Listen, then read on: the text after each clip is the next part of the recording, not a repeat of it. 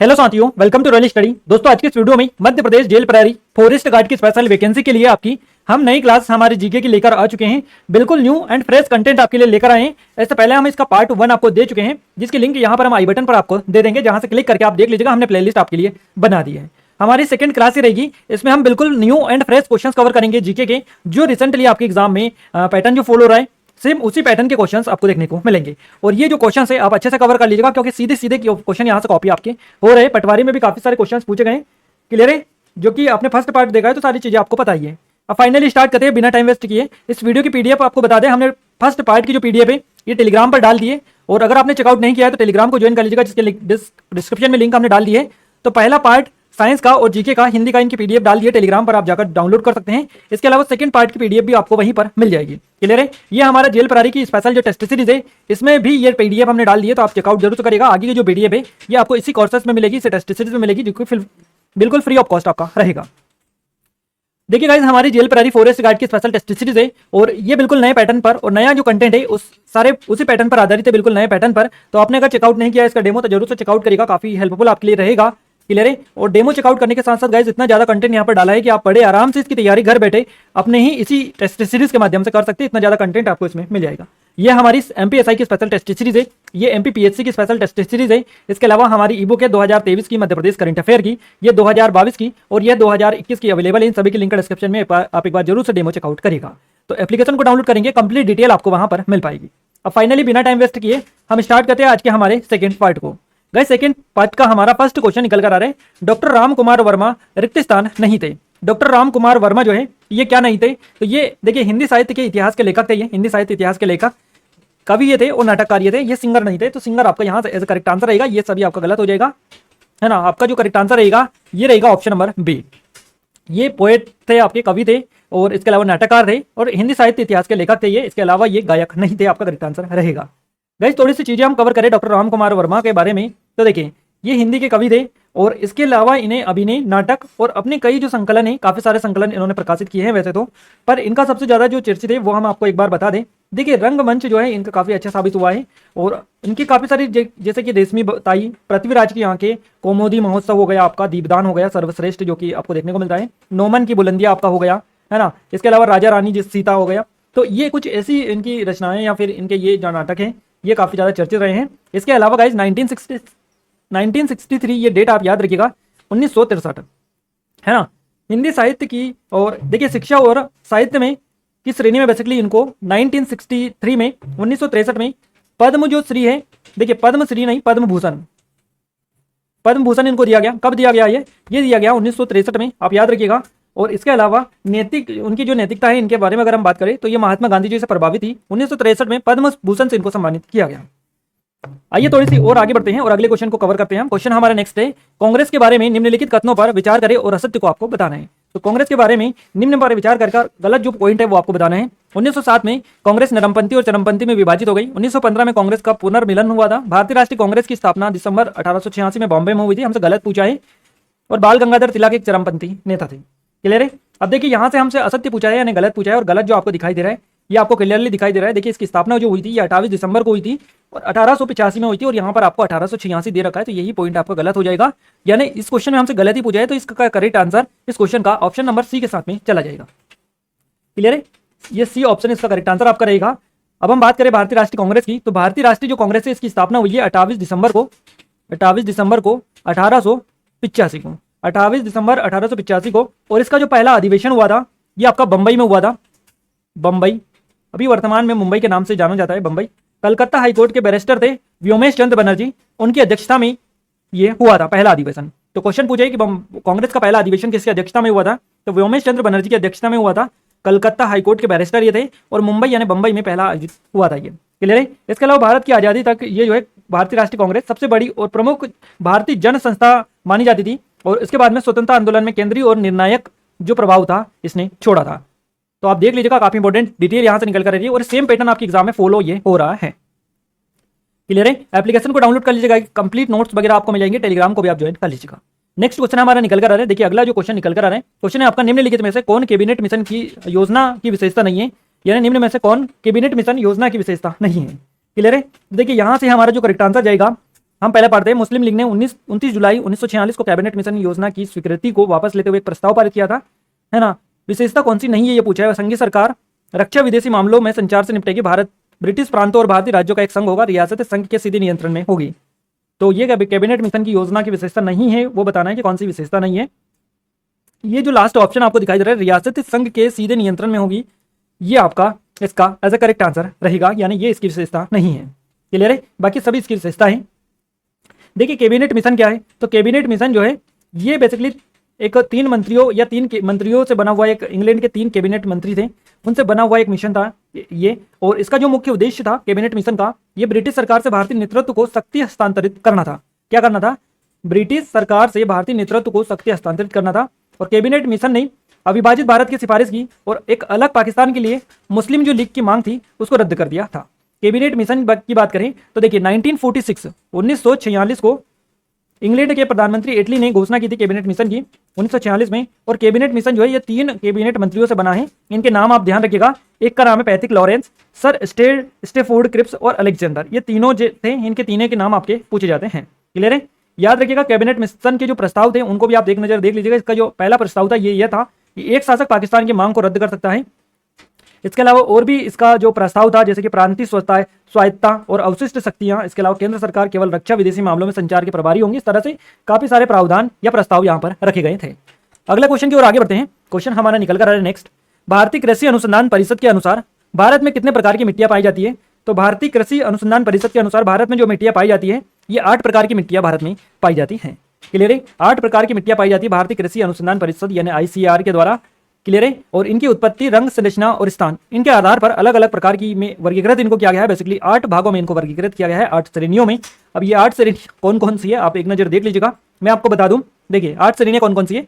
आपकी जलोढ़ जो हो गई, ये जलोढ़ के बाद में काली मिट्टी हो गई आपकी, काली कपास मृदा। इसके अलावा लाल मृदा, है ना। लेटेराइट आपकी हो गई, लेटेराइट। इसके अलावा पर्वतीय मृदा एक अलग होती है, पर्वतीय मृदा।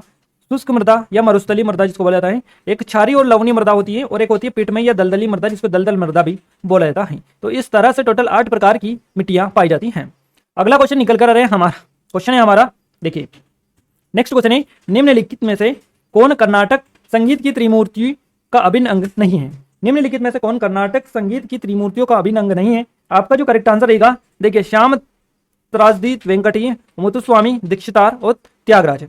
तो इनमें से कौन सा अभिन्न अंग नहीं है? तो ये वेंकटमखी जो आपका करेक्ट आंसर रहेगा ऑप्शन नंबर फर्स्ट के साथ में हमारा करेक्ट आंसर चला जाएगा। वेंकटमखी जो है कर्नाटक संगीत के त्रिवेदों का अभिन्न अंग नहीं है ये, है ना। कर्नाटक संगीत के त्रिवेद की अगर हम बात करें, जिन्हें द 3 ज्वेल्स ऑफ कर्नाटक संगीत के रूप में जाना जाता है, तो 18वीं शताब्दी में कर्नाटक संगीत के संगीतकारों की उत्कृष्टता तिकड़ी, त्यागराज और मुथुस्वामी, है ना। याद रखिएगा ये त्यागराज ये वाले हैं, मुथुस्वामी दीक्षितवार और श्याम शास्त्री। इसके अलावा एक और थे टिकड़ी जिनका नाम है उत्कृष्ट टिकड़ी। तो आप याद रखिएगा इनके बारे में यही थे। बाकी कर्नाटक संगीत के त्रिवेद की रचनाओं की अगर हम बात करें तो इनकी विशिष्ट शैली रागों को छोड़ने के लिए मौलिक माना जाता है इनको। बेसिकली 3 संगीतकारों का जन्म तिरुवर में हुआ था, और जो पहले तमिलनाडु के तंजावुर जिले का भाग हुआ करता था। तो ये कुछ इस तरह की चीजें हैं जो आपके एग्जाम में डेफिनेटली बनेगी, और आपको याद भी रखना है क्योंकि यहाँ से सीधे सीधे क्वेश्चन आपके एग्जाम में बनते रहते हैं। नेक्स्ट क्वेश्चन की ओर आगे बढ़ते हैं। क्वेश्चन हमारा है, सीतामढ़ी मंदिर समूह, हनुमानगढ़ी मंदिर समूह और कोटी मंदिर समूह ये जो है, और इसके अलावा अंधकुआ मंदिर समूह ये कहाँ पर पाए जाते हैं? आपको बताना है कहाँ पर ये पाए जाते हैं। देखिए ऑप्शन दे रखा है, गढ़ी, बेहद, लांजी या थौबन। ये कांस्टेबल में पिछली बार क्वेश्चन पूछा गया, एज इट इज क्वेश्चन आपके एग्जाम में वापस से पूछा गया पटवारी के एग्जाम में। क्लियर है, तो गाइज यहाँ पर इसका जो करेक्ट आंसर जाएगा ये ऑप्शन नंबर सी के साथ में जाएगा हमारा, लौंजी आपका करेक्ट आंसर रहेगा। लौंजी में सीतागढ़ी समूह के मंदिर देखने को मिलते हैं। इसके अलावा हनुमान मरी और हनुमानगढ़ी के मंदिर समूह जो यहीं पर है आपका। इसके अलावा अंधकुआ मंदिर समूह ये सभी यहीं पर लौंजी में पाए जाते हैं। और एक कुछ इंटरेस्टिंग बात बता दें, ये लौंजी जो है ये आपका किस जिले में आता है? तो ये आपका बालाघाट जिले में आता है। बालाघाट बिल्कुल हमारा एज अ करेक्ट आंसर हो जाएगा। क्लियर है, तो एक एक चीजें आप याद रखिएगा। और यहाँ कोटेश्वर शिव मंदिर गांगली राजा से रिलेटेड है ये स्थान। एक और चीज यहाँ से याद रखिएगा, लौंजी जो है इसको पहले लांजिका के नाम से जाना जाता है, और उस पर रत्नापुर के कलचुरी जो थे उनका एक शासन, सांगा का शासन वहां पर हुआ करता था। 1867 में बालाघाट जिले का गठन से पूर्व यह एक परगना था। तो ये आप सारी डिटेल याद रखिएगा क्योंकि सीधे सीधे क्वेश्चन यहाँ से बनते हैं। नेक्स्ट क्वेश्चन है, निम्नलिखित में से कौन सा जिला बुंदेलखंड पाटाहार के अंतर्गत नहीं आता है? बुंदेलखंड पाटाहार के अंतर्गत इनमें से कौन सा जिला नहीं आता है? तो देखिए पन्ना, दतिया और छतरपुर, ये तो जो तीनों जिले आपको दिखाई दे रहे हैं, ये तीनों जिले आपके बुंदेलखंड पाटाहार में आता है। हमसे क्या पूछा है, कौन सा जिला नहीं आता है, तो ये शाजापुर जिला बुंदेलखंड में नहीं आता है, ये मालवा के पठार में आता है, मालवा में। तो आपका ऑप्शन नंबर 3 करेक्ट आंसर रहेगा शाजापुर। शाजापुर के बारे में डिटेल हम कवर करते हैं। ठीक है, शाजापुर जो है ये बुंदेलखंड के अंतर्गत नहीं आता है, ये मालवा पठार जो है मध्य प्रदेश का इसके बेसिकली अंतर्गत आता है और उज्जैन संभाग के अंतर्गत आता है यह शाजापुर जिला। 1981 की जनगणना के दौरान इसको बेसिकली बनाया गया था। और इससे एक और क्वेश्चन पूछा जाता है, वो हम आगे आपको नेक्स्ट क्वेश्चन की स्लाइड में कवर करवा देंगे, क्योंकि काफी इंटरेस्टिंग है। अगर हम बात करें कि बुंदेलखंड जो पठार है इसमें कौन कौन से जिले आते हैं, तो इसमें उत्तर प्रदेश के 7 जिले आते हैं, यूपी के 7 जिले आते हैं बुंदेलखंड पठार में, और एमपी के 6 जिले इसमें आते हैं। एमपी के 6 जिले कौन कौन से हैं, देखिए एमपी के जो 6 जिले हैं, 3 तो यहीं पर है, पन्ना, दतिया और छतरपुर। 3 तो ये हो गया आपका, एक आपका है दमोह, है ना, सागर। इसके अलावा गाइस दतिया, टीकमगढ़, छतरपुर, पन्ना, दमोह, सागर, ये जो जिले बेसिकली आते हैं, ये जिले आपके किस में आते हैं, बुंदेलखंड पठार में आते हैं। और झांसी जो आता है ये आपका बुंदेलखंड पठार का सबसे बड़ा शहर है। बुंदेलखंड पठार का सबसे बड़ा दूसरा शहर अगर आपसे पूछा जाए तो ये आपका सागर रहेगा। अगर हम बात करें कि बुंदेलखंड पठार में यूपी के कौन कौन से जिले आते हैं, तो यूपी का एक तो झांसी जिला हो गया, इसके अलावा जालौन, ललितपुर जो कि एमपी की सीमा से ही टचिंग में लगा हुआ है, महोबा हो गया, हमीरपुर, बांदा और चित्रकूट, ये 7 जिले बेसिकली बुंदेलखंड पठार में आते हैं उत्तर प्रदेश के। अगला क्वेश्चन पूछा गया है, निम्नलिखित में से कौन मध्य प्रदेश, छत्तीसगढ़ यानी मध्य प्रदेश के विशेष रूप से कमजोर जनजाति समूह पीवीटीएस टीजीएस में से एक है। तो आपका जो करेक्ट आंसर यहां पर जाएगा, ये जाएगा बिरहोर के ऑप्शन नंबर सी के साथ में। बिरहोर हमारा सी ऑप्शन करेक्ट आंसर रहेगा। देखिए बिरहोर जो है मध्य प्रदेश के विशेष रूप से कमजोर जनजाति समूह में से एक है, और बिरहोर जो जनजाति है ये छत्तीसगढ़ राज्य की एक विशेष पिछड़ी जनजाति मानी जाती है। देश में इनकी जो, अगर हम आबादी की बात करें तो अधिकांश आबादी पड़ोसी जो राज्य है हमारा झारखंड, इसके साथ में निवास करती है। क्लियर है, तो ये डिटेल देखिएगा। और बिरहोर जो बेसिकली एक जनजाति है जिसको पीवीटीएस या जनजाति कमजोर रूप से, आर्थिक रूप से जो कमजोर जनजाति होती है उनको पीवीटीजीएस बोला जाता है, तो उसकी श्रेणी में ये बेसिकली आती है। नेक्स्ट क्वेश्चन पूछा गया है, कौन सा बंदरगाह बंगाल की खाड़ी से 128 किलोमीटर दूर अंतरदेशी हुगली नदी पर बनाया गया है, यह स्थित है, तो ये आपका कोलकाता बंदरगाह है, कोलकाता पोर्ट इसको बोला जाता है। हमारा डी ऑप्शन इस क्वेश्चन का करेक्ट आंसर रहेगा। कोलकाता पतन बंगाल की खाड़ी से 128 किलोमीटर अंतरदेशी हुगली नदी पर बना हुआ है, और ये मुंबई पतन की तरह इस पतन का भी विकास जो किया था ये किसने किया था, अंग्रेजों ने किया था। मुंबई का पतन का भी विकास अंग्रेजों ने ही किया था। इसके अलावा गाइस कोलकाता और विशाखापट्टनम हो गया, आपका पारादीप हो गया, इसका जो उपग्रह बेसिकली पतन हल्दिया और ब्रिटिश सरकार की जो राजधानियां थी इनके होने का प्रारंभिक लाभ प्राप्त इनको है। नेक्स्ट क्वेश्चन की ओर आगे बढ़ते हैं। अगला क्वेश्चन है, चंदू सरवटे का जन्म कहां हुआ था। चंदू सरवटे आई थिंक आप सभी इनको पहचानते हैं और काफी बार इनसे क्वेश्चंस बनते हैं। सागर आपका करेक्ट आंसर रहेगा। अभी पटवारी के एग्जाम में ये क्वेश्चंस बना है, हमने एनालिसिस में आपको कवर करवाया था। तो चंदू सरवटे का जो जन्म हुआ ये सागर में हुआ, बी ऑप्शन हमारा करेक्ट आंसर रहेगा। सागर में इनका जन्म हुआ। इनका पूरा नाम भी आपसे पूछा गया था कि चंदू सरवटे का पूरा नाम क्या है। चंद्रशेखर त्र्यंबक सरवटे इनका पूरा नाम है। और ये कौन थे, तो ये क्रिकेटर और फिंगरप्रिंट विशेषज्ञ थे चंदू सरवटे। इसके अलावा गाइस 1946 देखिए 1946 से 1951 तक के बीच भारत के लिए 9 टेस्ट मैच खेले थे इन्होंने, और यहाँ पर इनको इसमें सफलता नहीं मिली थी। ये चीजें थोड़ी सी याद रखिएगा क्योंकि क्रिकेटर के साथ साथ फिंगरप्रिंट विशेषज्ञ है। 2 तरह से यहाँ से इनसे क्वेश्चन आपके बनते हैं। नेक्स्ट क्वेश्चन की ओर आगे बढ़ते हैं। अगला क्वेश्चन है, मध्य प्रदेश बैडमिंटन संघ की स्थापना कब हुई थी। तो मध्य प्रदेश बैडमिंटन संघ की स्थापना हुई थी 19 अक्टूबर को 1946 को। 19 अक्टूबर 1946 हमारा फर्स्ट ऑप्शन करेक्ट आंसर रहेगा। यहाँ से मध्य प्रदेश बैडमिंटन एसोसिएशन की स्थापना 19 अक्टूबर 1946 को कहाँ पर हुई थी, तो जबलपुर में इसकी स्थापना हुई थी, मध्य प्रदेश के जबलपुर में। और इसका वर्तमान में जो मुख्यालय है ये आपका इंदौर में है। तो इस पॉइंट को बिल्कुल भी आप नेग्लेक्ट मत करिएगा, बिल्कुल भी कंफ्यूज नहीं होना है। जब स्थापना हुई थी जब जबलपुर में हुई थी, और अभी वर्तमान में इसका जो मुख्यालय है ये इंदौर में है आपका। और इसके अलावा यहाँ से एक और पॉइंट आप याद रखिएगा, मध्य प्रदेश बैडमिंटन जो एसोसिएशन है ये विश्व अंतर्राज्यीय और राष्ट्रीय स्तर की बैडमिंटन चैंपियनशिप की बेसिकली मेजबानी करता है। अगले क्वेश्चन की ओर आगे बढ़ते हैं। क्वेश्चन हमारा है नेक्स्ट, मध्य प्रदेश राज्य चुनाव आयोग के वर्तमान में सचिव कौन है, यानी कि मध्य प्रदेश स्टेट इलेक्शन जो कमीशन है इसके वर्तमान में करंट में सेक्रेटरी कौन है। तो सही जवाब रहेगा आपका Rakesh Singh. Option number B हमारा करेक्ट आंसर रहेगा। ये क्वेश्चन अभी रिसेंटली आपके एग्जाम में पूछा गया। अगर आपसे पूछा जाए कि मध्य प्रदेश राज्य चुनाव आयुक्त कौन है, तो इनका नाम है बसंत प्रताप सिंह। अगर आपसे पूछा जाए कि सचिव कौन है, तो ये है आपके राकेश सिंह।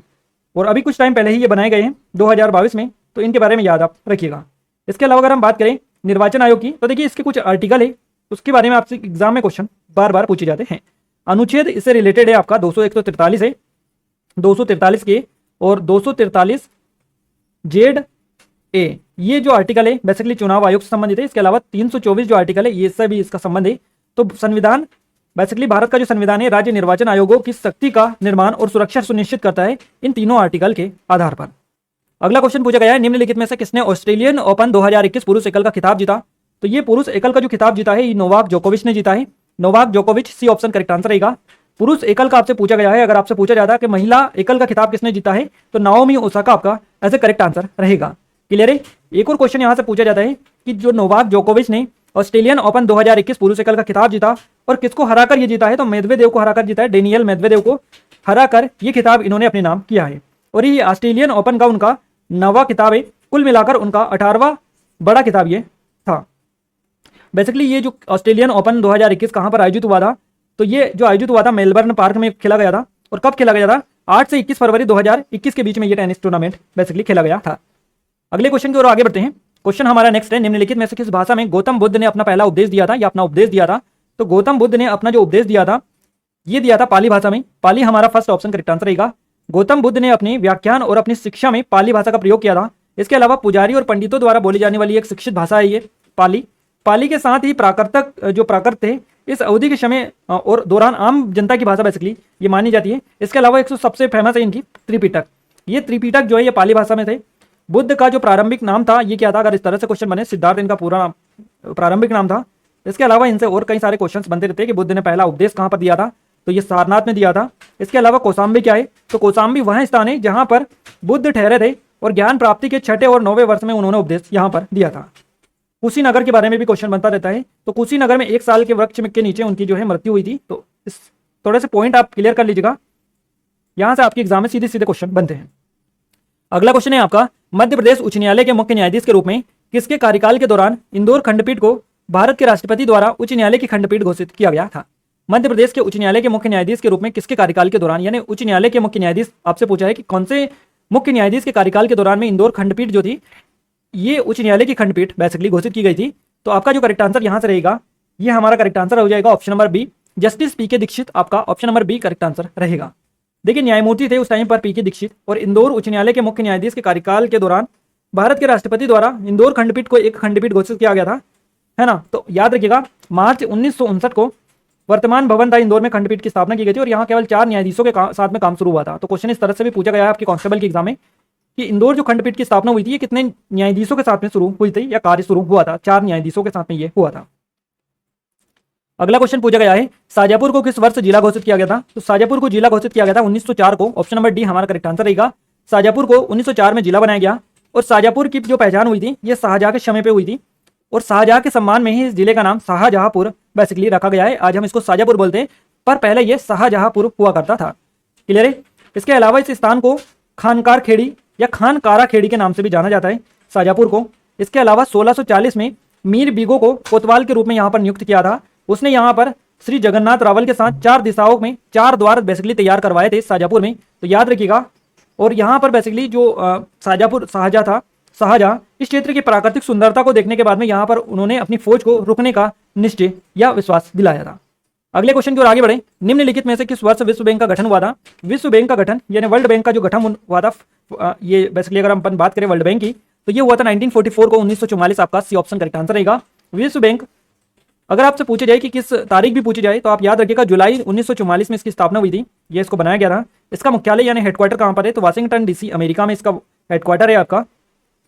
और इसके कई सारे वैसे देखें तो कई सारी चीज़ें हैं बेसिकली अगर आपसे एग्जाम में पूछने लायक।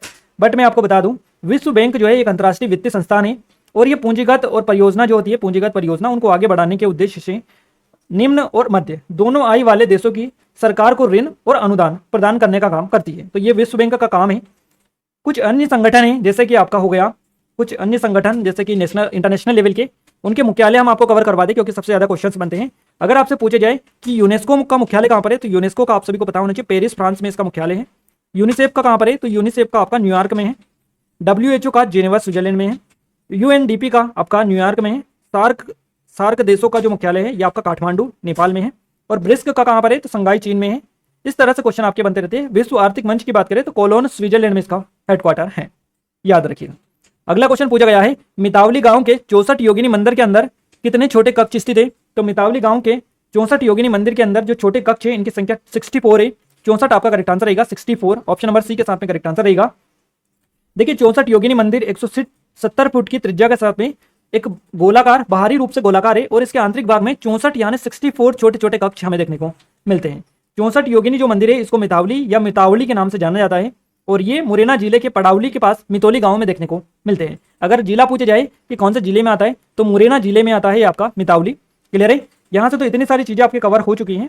इसके अलावा इसको किसने बनवाया था तो 1323 ईस्वी में इसको बनवाया गया था, 1323 ईस्वी में, है ना। 1323 ईस्वी के एक शिलालेख के अनुसार बेसिकली अगर हम बात करें तो यहाँ पर इस मंदिर की कच्चा घाट के राजा थे देवपाल, उनके द्वारा इसको बेसिकली बनवाया गया था।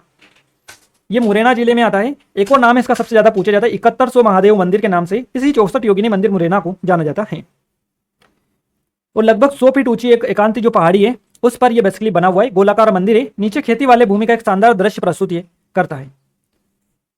अगले क्वेश्चन की ओर आगे बढ़ते हैं। क्वेश्चन नेक्स्ट है हमारा, जबलपुर जिला, माफ कीजिएगा छतरपुर जिला उत्तर में रिक्त स्थान से राज्य से घिरा हुआ है। छतरपुर जिला उत्तर में किस राज्य से घिरा हुआ है, यह क्वेश्चन आपसे पूछा है। अब देखिए अगर हम लोकेशन यहाँ पर थोड़ी सी बताएं, देखिए ये यहाँ पर कुछ ऐसा ही हमने मैप यहाँ पर बना दिया है। ये कुछ एग्जैक्ट नहीं बना है, उसके लिए आप देख लीजिएगा, थोड़ा सा एडजस्ट करने की कोशिश करिएगा। बाकी मैं आपको यहाँ पर बता दूँ, यहाँ पर ये उत्तर प्रदेश है, इधर आपका छत्तीसगढ़ है, इधर आपका कौन सा राज्य गुजरात है, यहाँ पर गुजरात है, यहाँ पर राजस्थान है और यहाँ पर महाराष्ट्र है आपका। ठीक है, एक एक चीज़ क्लियर हो गई। अब उत्तर में जो उत्तर प्रदेश वाला एरिया है यहाँ पर आपका थोड़ा सा अंदर ये यूपी इस तरह से कुछ अंदर घुसा हुआ है यहाँ पर, अगर आपने मैप देखा है एमपी का तो। और यहीं पर आपका ये छतरपुर है ना, छतरपुर यहीं पर आता है आपका। टीकमगढ़ यहाँ पर आता है, निवाड़ी जो ये अलग हुआ है ये कोने पर आप बेसिकली आता है। तो आप देख लीजिएगा, इसी तरह से क्वेश्चन आपके बनते हैं। छतरपुर जो जिला है ये आपका क्वेश्चन पूछा है कि उत्तर में कौन सा राज्य से घिरा हुआ है, तो ये आपको उत्तर में उत्तर प्रदेश से घिरा हुआ है। आपका ऑप्शन नंबर बी यहाँ से करेक्ट आंसर रहेगा। और खजुराहो के जो प्रसिद्ध मंदिर आते हैं वो इसी जिले में आते हैं, छतरपुर जिले में, तो आप याद रखिएगा। नेक्स्ट क्वेश्चन है हमारा गाइस, मोहिनी अट्टम नृत्य निम्नलिखित में से किस राज्य में किया जाता है। तो मोहिनी अट्टम जो नृत्य किया जाता है ये केरल में किया जाता है। केरल हमारा सी ऑप्शन करेक्ट आंसर रहेगा। एक शास्त्रीय नृत्य है ये मोहिनी अट्टम। और इस शब्द की बेसिकली अगर अपन उत्पत्ति की बात करें कि इसकी उत्पत्ति कहाँ से हुई है, तो देखिए मोहिनी नाम से इसकी बेसिकली उत्पत्ति हुई है, या इसका मोहिनी नाम से इसको लिया गया है। केरल में उत्पन्न होने वाले बेसिकली दो शास्त्रीय नृत्य हैं, एक आपका मोहिनी अट्टम है और दूसरा कथकली है। और लास्ट शैली पर आधारित ये आपके शास्त्रीय नृत्य हैं। इनके बारे में आपके एग्जाम में काफी क्वेश्चंस बने हैं, तो याद रखिएगा इनको भी। गाइज यहाँ पर टॉप 20 क्वेश्चंस हमने लिए थे आपके कांस्टेबल के पेपर के, जो कि हमने सोल्व करवा दिए हैं डिटेल के साथ में। हम नेक्स्ट ऑफ साइंस का वीडियो आपके जल्द से जल्द लेकर आएंगे पूरी डिटेल के साथ में, एक्स्ट्रा फैक्ट के साथ में। सो इस वीडियो को ज़्यादा लाइक करें, शेयर करें, सब्सक्राइब करें चैनल को। ऐसे ही इंटरेस्टिंग वीडियोस के लिए आप हमें कमेंट करके भी बता सकते हैं। बाकी हमारे 200-300 की जो मैराथन क्लासेस है वो भी आपके लिए आपकी डिमांड पर जल्द आने वाली है। तो आपसे रिक्वेस्ट है इस वीडियो को ज़्यादा शेयर करें। जब तक हमें ज़्यादा से ज़्यादा सपोर्ट नहीं मिल पाएगा वहाँ तक हम आपको मैराथन क्लासेस नहीं दे पाएंगे, क्योंकि उसकी कुछ सिचुएशन होती है, कुछ कंडीशन होती है, क्योंकि उसमें अगर आप ज़्यादा से ज़्यादा लोग पार्टिसिपेट करेंगे तभी उसको हम एज ए ला पाएंगे आपके लिए, क्योंकि काफ़ी ज़्यादा मेहनत होती है इस तरह की मैराथन क्लासेस को कंडक्ट करवाने में। तो आप ज़्यादा से ज़्यादा शेयर करें और इस वीडियो को लाइक करें। सब्सक्राइब चैनल को नहीं किया, सब्सक्राइब करके बेल आइकन को भी दबा दीजिएगा। ये हमारी जेल प्रहरी फॉरेस्ट गार्ड की स्पेशल टेस्ट सीरीज है, एमपी एसआई की स्पेशल टेस्ट सीरीज है, एमपी पीएससी की स्पेशल टेस्ट सीरीज है हमारी। ये ईबुक है 2023 की एमपी करंट अफेयर की, ये 2022 की और ये 2021 की भी अवेलेबल है। सभी की लिंक डिस्क्रिप्शन में डली है, आप एक बार जरूर से डेमो चेकआउट कर लीजिएगा। एप्लीकेशन को डाउनलोड कर लीजिएगा, कंप्लीट डिटेल आपको वहीं पर इनके बारे में मिल पाएगी। क्लियर है। तो गाइज मिलते हैं हमारे अब नेक्स्ट स्टडी वीडियो में, तब तक के लिए जय हिंद, वंदे मातरम।